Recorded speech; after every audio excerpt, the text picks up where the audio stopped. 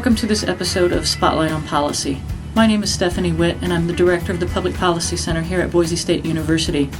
Today we're joined by Dr. Gary Moncrief, Professor of Political Science at Boise State University, and nationally renowned expert on state legislative bodies.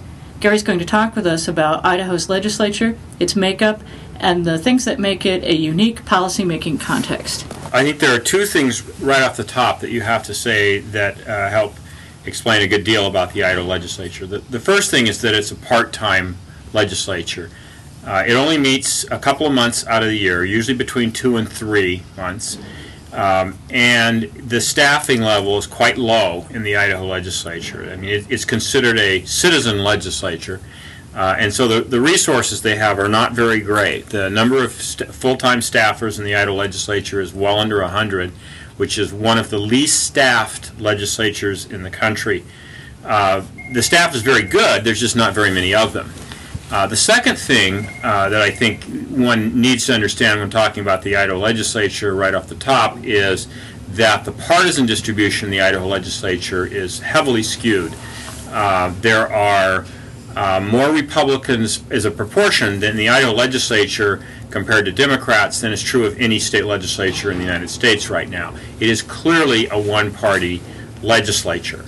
And there are other legislatures that are one-party, some Republican, some Democrat, but this one is the most one-party Republican legislature currently in the United States. And so what that means is that most of the policy gets driven through the majority party, and particularly through what's known as the caucus, the majority party caucus in the House and the Senate. That's a meeting of all the members of that party in that chamber. And so most of the policy is driven basically through the caucus and the Republican side in both the House and the Senate.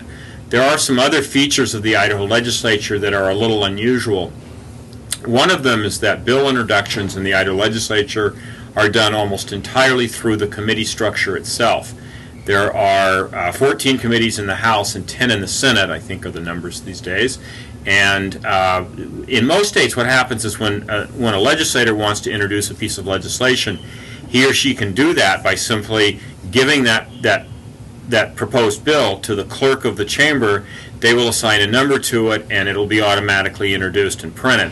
In Idaho, there is another step. In Idaho, what happens is the sponsor takes the proposed legislation to a committee and asks them to print and introduce it. And then there is a kind of brief hearing in which the committee will ask the sponsor a number of questions and decide whether or not they want to print the bill or not.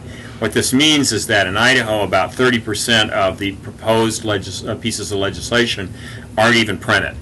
On the whole, this is a good idea, I think, when you have a part-time legislature that is under tremendous time constraints because they're only there for 2.5 or 3 months.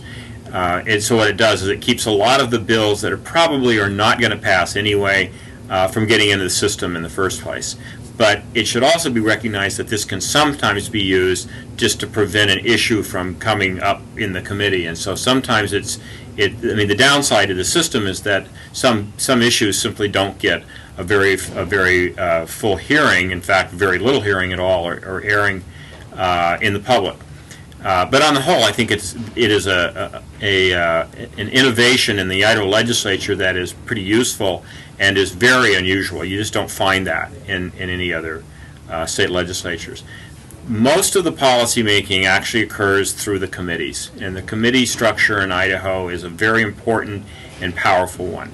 Committees, particularly the committee chairs, are the ones who determine what legislation will actually be reviewed and what legislation they're not going to even bother with. And so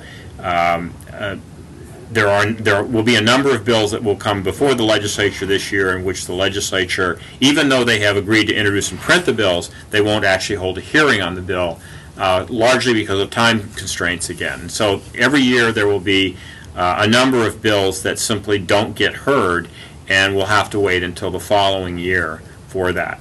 The single most important committee in the Idaho legislature is what's known as JFAC, the Joint Finance and Appropriation Committee. It is the budget-making committee. It is a very powerful committee and has its own staff, one of the few committees that has staff, in fact, the only one that has staff, and it is pretty well staffed. And so what it allows is the legislature to be a pretty independent body when it comes to the appropriations process vis-a-vis the governor.